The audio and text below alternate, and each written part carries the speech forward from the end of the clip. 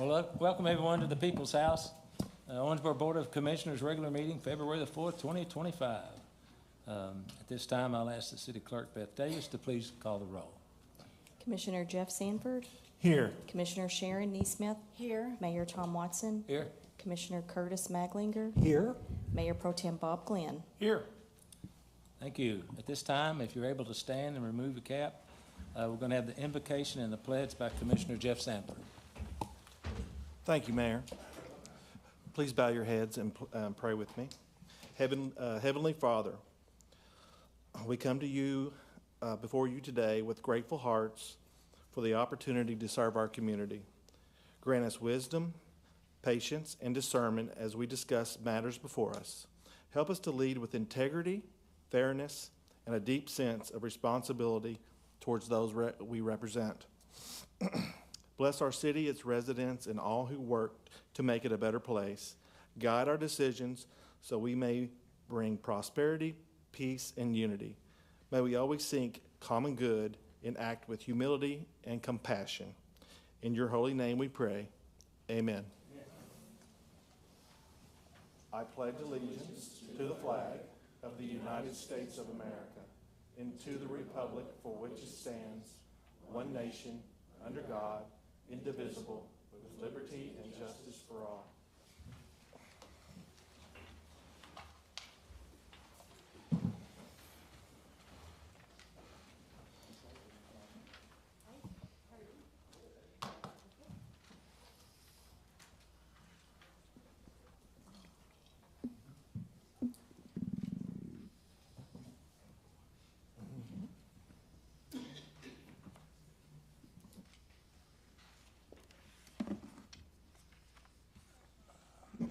The next item on the agenda is a proclamation. Rev, you want to come up while I read this to you, please? You might be able to help me with the bigger words, too, if you don't mind. Huh? I can handle it. You got fancy, didn't you? Yeah.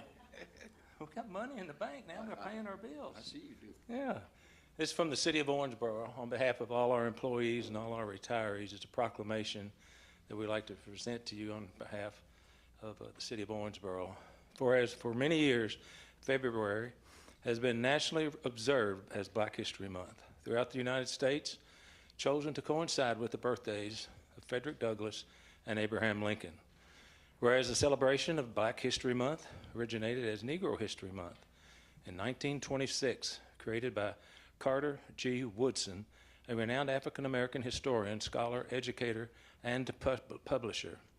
Whereas Black History Month provides a meaningful opportunity to deepen our understanding of Black heritage and to honor the many African-American leaders whose contributions have shaped the progress of our nation. And whereas the observance enhances our collective insight into the ongoing fight for human rights, the progress made towards equality for minority groups, and present challenges of racial discrimination and poverty.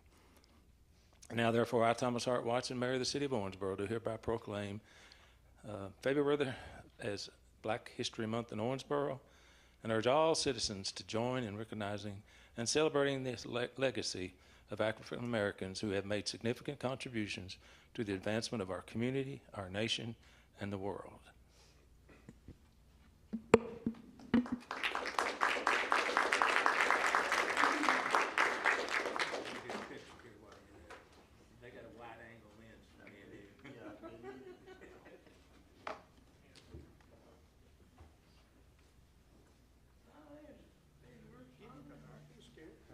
Hasn't been anybody in a decade.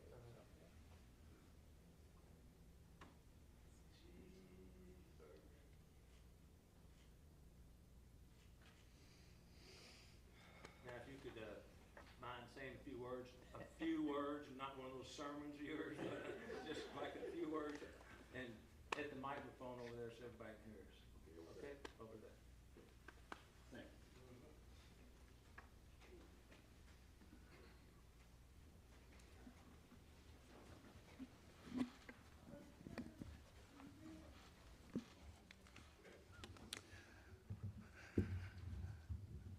Mayor Watson and the fellow city commissioners and and those who are present tonight, we accept this proclamation on behalf of all the citizenry of Owensboro and Davis County, and we celebrate this history together. It's all of our history. Black history is all of our history. So we appreciate this honor, this privilege, and we hold it in high esteem as we accept it from you tonight on behalf of the city. Thank you so much. Thank you very much. That wasn't long, was it? I Sir? said that wasn't long, was it? No, it wasn't too long. I've been to his mass before. He can go on and on and on. Okay, next item on the agenda. Consider approval of minutes dated January 21st, 2025. I'll need a motion to approve, please. So moved. Could I have a second? Second. Any discussion, deletions, or additions? Hearing none, all in favor indicate by saying aye. Aye. All opposed, motion carries. Thank you. Item 5B, consider these board appointments, please. Seven Hills Neighborhood Alliance, reappoint Melinda Schoenwald to a 2-year term effective February 17, 2025. Owensboro Sister Cities and Region Board, appoint Stephen May to a 3-year term effective February the 4th, 2025. I have a motion to approve, please. So moved. Second, please. Second. Any other discussion? Hearing none, all in favor indicate by saying aye. Aye. All opposed, motion carries. Thank you. Item 6, that's the second reading of an ordinance, and we'll have a roll call vote. Ms. Davis. Ordinance 1-2025, an ordinance amending the annual budget for the fiscal year beginning July 1, 2024, and ending June 30, 2025, and amending ordinance 7-2024 to provide appropriations for land purchase, transfer funds for ARPA and capital projects, and to receive and appropriate grant funds, read for approval on second reading this 4th day of February, 2025. Thank you. I'd like to make a motion. Could I have a second? Second. City Manager, please. Yes, Mayor, happy to provide a quick summary. We did discuss in greater detail at the last meeting, but this is a budget amendment for our current fiscal year. It's the second budget amendment of the year, and it largely incorporates various items that you have already approved. So, for example, various grant requests have been submitted that you've approved, and when we submit those grants, we don't know whether we'll be approved or funded or not, and so we have several that we have to come back and add the revenues and expenses associated with those grants. And then similarly, back in December, the Board of Commissioners approved the purchase of property on Veterans Boulevard, and so we are adding the funding for that project, which you have already approved. Thank you. Any other discussion? Hearing none, Ms. Davis. Commissioner Sanford, Yes. Commissioner Neesmith, Mayor Watson, Yes. Commissioner Maglinger, Yes. Mayor Pro Tem Glenn. Yes. Thank you. Motion approved. Okay, we'll go to municipal order number 7, please. Municipal Order 1-2025, a municipal order of the City of Owensboro, Kentucky, opposing any bills brought forth during the 2025 Kentucky General Assembly session by any member of the Kentucky Legislature, in full or in part, that provides for the mandated centralized collection of local occupational fees taxes by the Commonwealth of Kentucky or other third parties, read for approval on one reading this 4th day of February, 2025. Thank you. I'll make a motion to approve this municipal order. Could I have a second, please? Second. City Manager, please. Yes, Mayor, thank you. The occupational license fee, or occupational tax, as we generally refer to it, is the city's largest revenue source. It is approximately 1/3 of our general fund, so it is obviously very vital to the financial functioning of the city. Over the last few weeks, there's been discussion, and in fact, today a bill was filed in the legislature in Frankfort to centralize collection of that tax across all states. So as of now, we collect that tax from our local taxpayers ourselves. There is a bill filed today that would require the state in some form or function through the Department of the Treasury to collect those taxes statewide. That is very concerning to us. We know our local taxpayers, our staff do a very good job collecting that tax. We're able to work with them on an individual level and help them as needed. That's integrated into a much broader structure locally, for example, that we work with the Planning Commission whenever someone gets a business license to make sure they're in an appropriate located zone. So this is very, very concerning to us from several levels. Anytime the state mandates these things, it typically doesn't go particularly well. Frankly, we're far more efficient and effective at collecting revenues, I think, than they are. So beyond the broader theoretical issues about it being mandated and frankly bigger state government, I did ask Angela Waninger to prepare some more specific things to us about how that is concerning to us. So Angela, I will turn it over to you. Ms. Waniger? Yes, thank you. It's a concern really at three different levels. And the first one is historical. The telecommunications tax, the personal property tax, and the TIF activity. Those are all three areas. The first two, telecommunications and the omitted tangible tax, those are revenue collections the state makes on behalf of the city.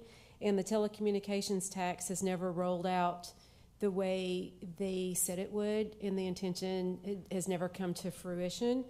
And on the omitted tangible tax, they may collect payments on 20 to 100 to however many returns, and they forward the revenues to us, but they send us no information. There's no detail. We don't know which tax bills to apply those payments to. We've asked for that detail. It's not something they have. So that just doesn't give me a warm, fuzzy feeling going forward with our biggest revenue stream. Then there's also the TIF, which is a different situation, but they are lacking in providing information to the finance department for us to fully reconcile our numbers to theirs as it relates to the TIF reimbursement. On the second level, I think from a taxpayer standpoint, there are many taxpayers that I think people tend to forget about, and there are people who don't do forms online. There are people who come to City Hall, and we literally sit down with them in the lobby and prepare their net profit with them, and they write a paper check. They don't do things online. So I think from that standpoint, it's going to be damaging to those citizens, because right now we have a local office, local employees, local assistants. We've got 5 full-time people who are hard at it all day, every day. We get calls all day, every day. And I'm not sure what the state has in mind on who does what with this final centralized. I don't know what their plan is, but somebody's going to have to take those calls. And then a third level of concern is from a city standpoint, because the forms are filed here, I have a concern for our audit ability. Our tax department, Dana Coombs, has already billed almost $1 million in taxes that weren't paid by her doing audits on the net profits against the occupational, and that's just year to date this fiscal year. And I'm worried that we could lose that ability. I'm worried about the state won't be able to monitor local activity, new businesses or businesses not complying.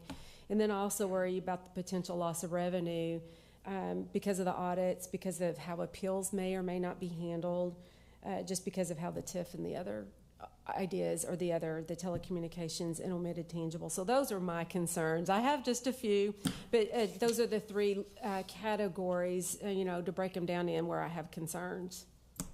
Well, So- if you got concerns, I got concerns. My concern is, do they tell us when they're going to send it back to us? So I did read through the bill today, and a lot of it was concerning. A lot of the documentation that was used in support of it was frankly incorrect. And so we'll work to combat that. We'll provide you information so you can talk to our legislators, and we'll send that information to the League of Cities so they have that at their access as well. So they did say that the cities would have the payments within 24 to 48 hours if the state received them. However, it was all electronic. It was going to be an entirely electronic system. So, like as Angela referenced, the taxpayers that come and write a physical check, there's no structure in place for that. What the bill sponsor said was that he thought the state could administer this program with 2 people to collect taxes statewide for all these jurisdictions, which is, it's hard to be professional and polite and say how kind of ridiculous that is in some respects. No, so it is a little bit head scratching because again the idea was it's all electronic, and so that 2 people could do this. So certainly in that regard there would be no way to audit those. And Angela referenced the additional revenue that we're able to generate from doing those audits. So it would be pretty damaging to us regardless of what is said. So as a result of that, Mayor, this municipal order that you have for your consideration just puts the city on record that we oppose any form of that state overreach and collection of local occupational taxes. Okay. Anybody else? And I might add, you might want to go ahead and call DJ and Suzanne and Gary and let them know our concerns, because I think it would be appropriate for them to know that this bill is not very good. Okay, any other discussion? Hearing none, all in favor indicate by saying aye. Aye. All opposed, motion carries. Thank you. City manager items. Yes, Mayor, tonight we have a considerable number of personnel appointments. So for new hire probationary status, Tiffany Cruz, probationary full-time, non-civil service appointment to telecommunicator with the police department effective February 10th. Jared Gray, probationary full-time, non-civil service appointment to road worker with the street department effective February 17th. Mariano McKenzie, probationary full-time, non-civil service appointment to labor maintenance helper with the grounds department effective February 17th. Timothy Schock, probationary full-time, non-civil service appointment to maintenance equipment operator with the street department effective February 17th. And then the next several are promotional, probationary. Those were existing employees who were promoted. And these happen to all be in the police department, as the chief and the department undertook a round of promotions recently. And so we have a substantial number of OPD promotions, including Christopher Collins, Lucas Hardy, and Anthony Williams, probationary full-time, non-civil service promotional appointments to lieutenant with the police department effective February 9th. And Caleb Bratcher, Benjamin Fleury, Derek Griffith, Joseph Jones, Joshua Bennett, and Preston Smith II, probationary full-time, non-civil service promotional appointments to sergeant with the police department effective February 23rd. And then for regular status, are those employees completing their probationary period, we have Brian Kendall, regular full-time, non-civil service appointment to firefighter with the fire department effective February 14th. Kendall Ashbrook and Jordan McCurdy, regular full-time, non-civil service to firefighter with the fire department effective February 14th. And Justin Millay, regular full-time, non-civil service appointment to officer with the police department effective February 14th. Thank you. I'll make a motion to approve these probationary appointments and regular status, whatever it is. Could I have a second, please? Second. Any discussion? I only have one question. Does this increase the number of employees we have, or are we replacing? These are I'm sorry to replacing. blindside you. That's a good question. Actually, we'll talk about that in just a second. So Okay. good question, Mayor. But these are all replacement or existing positions. Okay, thank you. Okay, any other discussion? Hearing none, all in favor indicate by saying aye. Aye. All opposed, motion carries. Thank you. For other comment, Mayor, that's actually what I was going to comment on, and then have Josh comment even more specifically. So obviously, we had a lot of personnel appointments, and we had a relatively light agenda, so I did ask Josh to prepare a little bit of information for your consideration today. So we have a large number of employees. I think we have 437 full-time employees, and in the summer, we ramp up to close to 700 people. And so we have recruitments ongoing continuously, and typically multiple recruitments ongoing continuously. And so over the last several years, we've made substantial investment in regards of a pay study and adjusting wages and building facilities for departments. And so I did ask Josh to put together a little bit of information showing current vacancies. Most departments are improved, but not across the board. So Josh, if you would present that information at this time. Thank you, Nate. Mayor, Commissioners, I'm Josh Bachmeyer. I'm the HR manager for the city. First slide that you see there is the vacancy report, and we kind of use this internally just to kind of gauge where we're at with our current recruitments, our current vacancies. So to answer your question, Mayor, that 437 is approved, was approved this last budget cycle. So we'll never hire more than 437 full-time employees. Throughout the year, we're obviously replacing those 437. So Nate asked me to kind of speak and add some color to the length of the personnel appointments. But if you look at them, the first four are the only new hires, and they're replacing folks that have either left, pursued other interests, or have retired, most of them over the past month or month and a half or so. So if you look at the vacancy report, I'm comparing from currently to this time last year. So police, we have a couple additional vacancies compared to last year. Dispatch, we're down quite a bit. Fire, we're down quite a bit. And public works, we're about half of where we were last year. So we're in pretty good shape. This doesn't tell the whole story. It's just a tool that we use to kind of gauge where we're at. We're probably running a week to 2 weeks earlier than last year, and a lot of this is dependent upon the year and how many retirements. As you know, we hire kind of cyclically, especially with fire, with big groups of folks and police. So a lot of those folks retire at the same time. So all of a sudden, we may have 20 vacancies, but 10 of those retired in the last month. So as far as the agenda and the approvals tonight, the telecommunicator that we approved, it'll further reduce that number from 3 to 2. As you can see, we'll still have those 2 vacancies. The last process closed with 73 applicants, and 17 of those actually showed up for the pre-employment testing, which is actually a pretty good number for us, unfortunately. So 8 of those are moved to the background investigation stage, and we're hoping to fill the 2 remaining spots on an upcoming March agenda. Tonight's road worker new hire reduces that public streets department vacancy by 1. We just finished a recruitment for maintenance equipment operator and bus driver in the public works department. So Public Works is currently reviewing applications and interviewing for those 2 positions, and hopefully we'll reduce that further. And same thing with the grounds. We have a labor maintenance helper position open as well. After the recent promotions that were on tonight's agenda, so the first 4 were new hires. All the rest of them are really internal to the city. So they are promotions, so within the police department in this case. These are folks being promoted from police officer to police sergeant, or police sergeant to police lieutenant. So really a wash on the numbers, but in doing so, it does create some vacancies for those positions that they're moving out of. For instance, police officer. So currently we have 9 officer spots open. We've just recently opened up the 4th police process for this fiscal year. We have quite a few applications. I think Chief and I looked at them both today. We're over 50. We'll hire those folks, and that'll be the 3rd police academy that we're conducting, internal academy to the city. So we hope to start that academy late summer, August, September timeframe. Although not listed yet on here is fire. We're working through the fire process currently. It'll be posted within a few days. We currently only have 2 vacancies, but several more are expected. We expect to lose some folks to retirement and possibly other interest over the next few weeks and months. I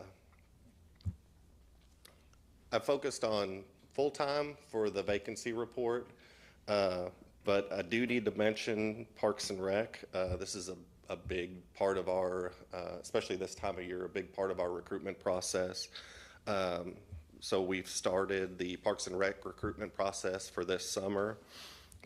Each summer we hire and replace about 1/3 of the total Parks and Rec staff, and these are intermittent folks at the pools, at the ball fields, that just won't be returning from last summer. So this spring we'll hopefully hire around 60 individuals and from 14 different positions that Parks and Rec offers. I appreciate the opportunity to bring you up to speed on where we are and kind of where we're going recruitment-wise, and happy to answer any questions you might have.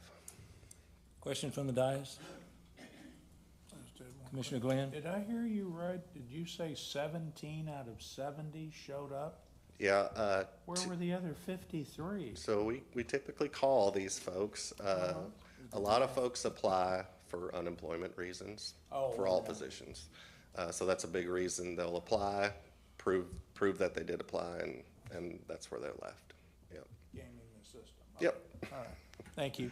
Thank you. How many police and fire do we have that's still on the old thing, 20 and out? Do we have any left? Yeah. So the last time I pulled those numbers, I'm sorry to blindside you, but yeah, that's okay.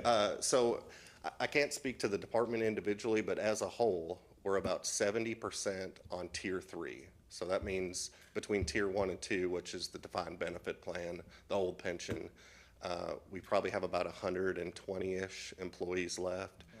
And as you can imagine, you know, the further along you go, the less and less Tier 1 folks that are hanging on until they get that pension. And the Tier 3 folks can kind of come and go more easily. They can transfer, take that, it's no longer a defined benefit, it's a defined contribution. They have an account balance that they can take with them. Okay. Anything else? Thank you, Mr. Bachmeyer.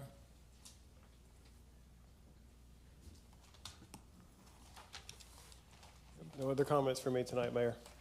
Oh, we already talked too much today, didn't we? Okay, this time, I didn't hear you.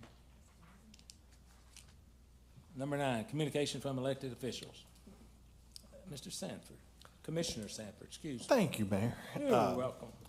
Just real quick, I got a lot of questions, and I've talked to Nate about it. Maybe he can explain this a little bit better for the public about the ambulance availability. I think there was a situation where people were coming to me asking me about at any one time how many ambulances we had. If you don't mind, could you explain that maybe? Yeah, I'm happy to, and I may actually defer to one of the fire department reps as well. So Commissioner Sanford forwarded something that I guess he'd seen or heard about ambulance unavailability. That particular run we determined was actually in the county, so it was not a city run. And so a lot of times the ambulances typically kind of float around and sit around the bypass, generally speaking. And so if they're going out to Whitesville or Curtisville or somewhere, it can be a lengthy run. And so I think that one we determined was an 8-minute response to the county, which is actually not bad. That's within the terms of the contract, I think, generally. So we do get a daily report from AMR regarding their staffing. And generally, it's pretty good. So there may be an odd day where there's an ambulance or two down that is not available. But I think typically we're in pretty good shape. So, Chief, if there's anything you want to add to that, but from the information that he's forwarded to me, it's generally compliant with the contract, and so it's generally in pretty good shape. Yeah, like the city manager said, we looked into that specific case that some people have learned about from over the weekend, I believe. Yes. And I think the city manager characterized it pretty accurately, but there's a finite number of ambulances out there. I'm not a member of AMR, but obviously the city and the county contract AMR to provide a privatized service that our community deems that is appropriate to be privatized. So the contract stipulations set forth terms for a certain number of ambulances that are supposed to be on the ALS, advanced life support, so paramedic ambulances, to be on the street during the day with less at night, a certain number through the week and less on the weekends. The reality is, no matter how many ambulances you have, I mean, I told somebody earlier this week, you could have 2 ambulances and they're both available. You could have 20 ambulances and they're all busy. There's really kind of a flow to it, and it fluctuates. The case, once again, that was specifically brought up, it's not a symptom of a problem that is persisting constantly throughout the day, every day. It's a reality of what happens.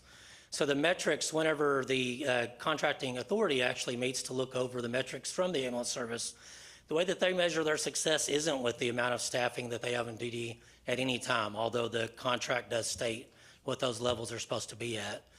They measure their success in the amount of time that it actually takes them to get in the zones that they respond to. With, for example, Zone 1 would primarily be the jurisdiction of the city. Not exactly, but it's pretty close. Zone 2 would be the area around that, and it's kind of concentric areas that move out from one another. And I believe the call that you're referencing specifically, sir, was in Zone 3. And if I'm not mistaken, the last report we had from them was that the average response time in that zone for them was about 10 minutes and 20 seconds. And you can imagine just geographically it takes time to travel. We're fortunate here in the city that our fire trucks can get pretty much everywhere. We consistently have about a 4.5 minute travel time from our stations. We built our station specifically so that we could manage to do that. The ambulance has a base. They have locations throughout the city where they can stage to be ready to go if those ambulances are available. I know from my experience, whenever I've reached out to them because of concerns over a call in the past or at different times, they're able to show you they actually have some pretty good resources at their disposal to be able to demonstrate to you the timestamps and the benchmarks for the locations of their ambulances, and they will show you that they are trying to get the nearest ambulance to the patient that's waiting for that ambulance. It takes having an available ambulance to be able to do that. If they don't, then they have agreements, and they're mandated to have those agreements with ambulance services outside of our jurisdiction and even outside of the county. Corey and I could tell you we've sat on runs waiting for an ambulance from Ohio County or somewhere else. That's the reality. If there's not an ambulance available, no matter how many that you have actually working on the street, then they're just not available at that time, unfortunately. A lot of times the fire department is filling that gap, and that's true whether it's in the city or the county. That's a big part of what we do, is to go out there and fill that gap, and we could provide interventions while you're waiting on those ambulances. That doesn't replace the idea that we need transport, and a lot of times that's the number one thing that patient does need. So we're glad that we do have an ambulance service, and you could point out ways that they could be better. You could find things to celebrate about their performance and what they do, and I think that it's important that we do that. It's also important that we hold them accountable and recognize that they have an agreement and they need to do their part to hold up to that agreement, and we need to hold them to that. But as far as saying if that Facebook post is evidence of a problem that is a major red flag that we need to address here today, or our hair's on fire over it, I wouldn't characterize it like that at all. Okay. Thank you for your explanation. Okay, thank you.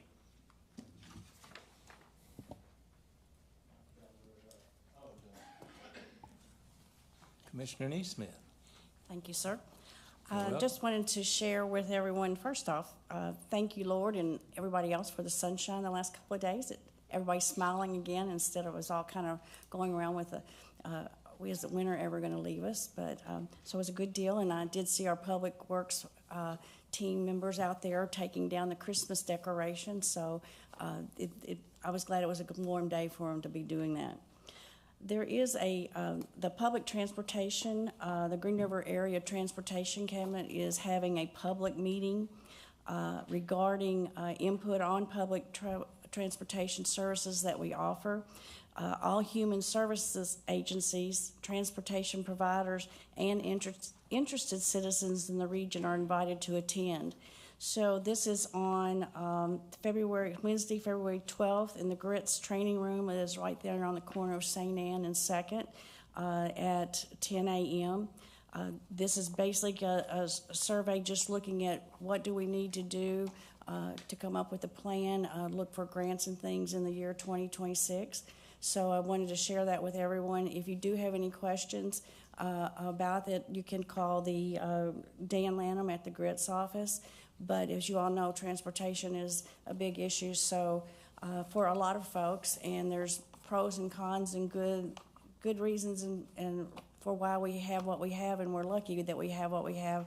But this is the opportunity. So one of the things that I want is for all of you citizens that have concerns and complaints, start answering surveys, go to these meetings, please, so that we can get as much attention as we can and get changes that are needed. So thank you. Thank you. Commissioner Magling. Thank you, Mayor. With this beautiful weather, I had the opportunity to go check out the new senior center area, and it's really, really beautiful. I kind of got out and looked around and saw how close it was to the botanical garden. The seniors are going to be, it's going to be really great. And then I want to thank the fiscal court for giving some more money for us, so they're very excited about that. And also, Do you have anything to do with that? No, sir. Oh, come on. No. I'd hope you did. I'd be using you for now. And wanted to wish everybody a happy Valentine coming up. Oh, good deal. Thank you. Mayor Thank Pro you. Tem? Seemed like I spent some long hours this week. I went to an Audubon area coffee, and usually that's fairly short. 3 hours later, we were doing a massive survey as to how to solve the homeless problem in the community, which was very beneficial. I didn't expect it to be that extended.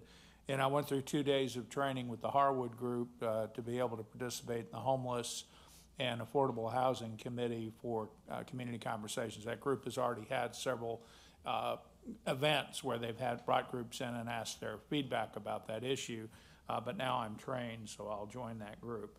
Want to also mention the NAACP event. Attended that, thought it was a wonderful evening. We had a great speaker.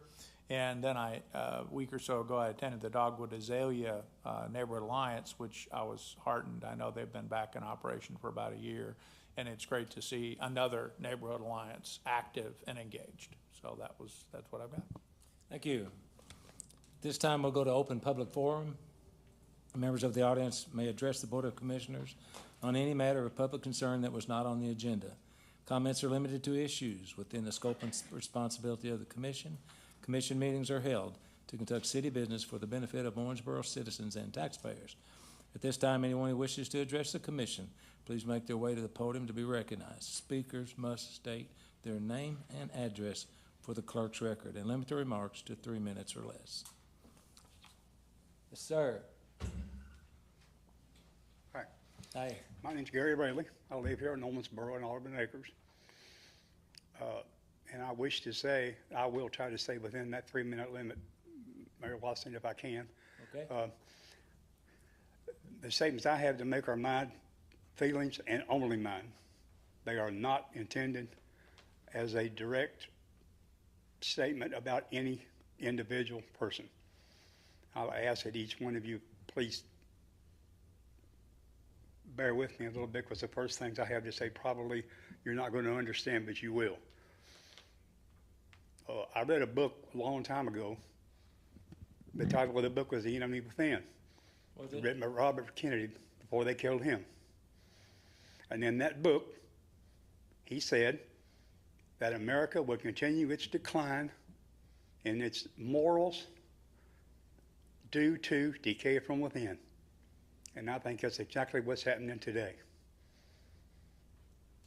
We just now, the public, the American public, just elected a president of the United States as a convicted felon. That ought to be a good indication right there that the morals of this country is going to pot.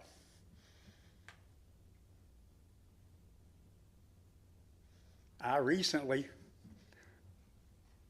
was involved in an incident in a local public popular store here in Owensboro, where I was assaulted and knocked unconscious. I was 74 years old. I'm 75 now. The fellow that did it was 21. It was investigated by the Owensboro police. They did whatever they do to pass on to whatever. And a warrant was issued for this man's arrest. And today, he walks the street, receiving nothing more than a slap on the wrist. I used to think myself, due to the Owensboro police and the legal system here, I felt a sense of security, protection, safety. No more. The legal thing here turned their back on me completely and totally. I was sent by a entity of the legal system here a copy of Marcy's Law. And I don't know if you folks know what Marcy's Law is, but that deals with the rights of a victim. The legal system around here ignored and went against every single document and article in Marcy's Law. Am I pleased with that? No, I'm not.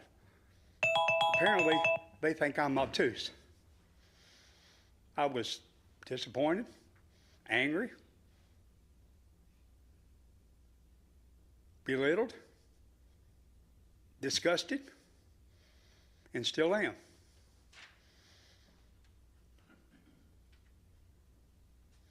I recently, in closing, I was watching the news on the TV. I was in another room. I was listening to this man speaking, and he spoke of positively of jurisprudence in America. Well, I'm not qualified to speak on jurisprudence in America, but as far as jurisprudence in Owensboro and Davis County, there is none. I'll say no more.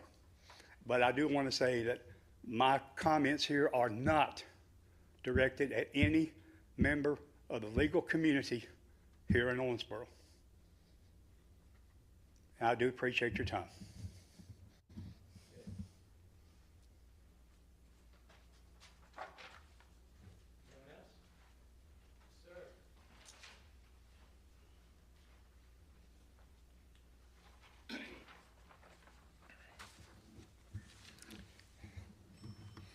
Well, on a different note, my name is Harold Wilson, 2362 Georgia Lane, Owensboro, Kentucky. Miss Naismith, you're right. Sunshine changes our attitudes and our joy and all. Very, very soon, the Parks and Recreation communities will open. Kentucky Wesleyan College plays its first baseball game this coming weekend. Can you believe that? In Augusta, Georgia.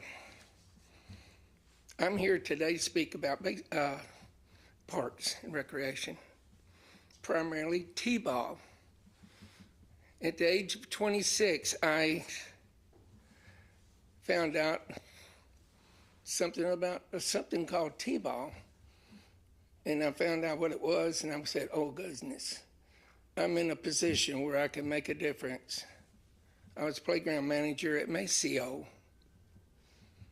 Before that, I was playground manager at Utica. And got the idea that my two kids, who were 5 and 6 years old, 4 and 5 and 6 years old, I wanted them to have a chance to play as a young kid. I know I didn't get to. My brother and I, we cringed every day wanting to play like everybody else. So I took the idea from a man by the name of Mr. Price. He's still living, 88 years old. He was 38 then. I was 26 then. Of course, you know what I am now. I was actually 77 last week. So I'm happy to announce this is the 50th anniversary of T-ball. And I want us to celebrate it. I think we need to celebrate it because young children who are, ready for first grade, they need the opportunity to be kids and to play in their first team sport. A lot of them are at home. They play with their friends and limited, but now they get to play on a big team. And that's awesome. The ones who have the most fun are the parents. How many of you played T-ball? There we go. And I thought you said maybe you did. Curtis, I don't know, played. And some of the others played. You probably don't remember a lot about it if you're 6 years old, but you do know your friends. I asked my son, okay, and I won't, but this paper, y'all can read this, please. I won't take your time, but you are invited to Kentucky Wesleyan College this coming Saturday at 2 o'clock. The men, 12 o'clock, the girls play. The men plays right after. And halftime of the men's program, we're going to have a program where you'll sing to the Take Me Out to the Ball Game to Harry Carey. And you also be throwing out T-balls and also Baby Ruths. So please come.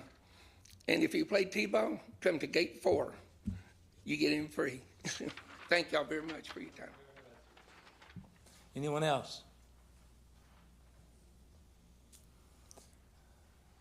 I guess there's no one else. So I'll make a motion to adjourn. Could I have a second, please? Second. Thank you. All in favor indicate by saying aye. Aye. We are adjourned.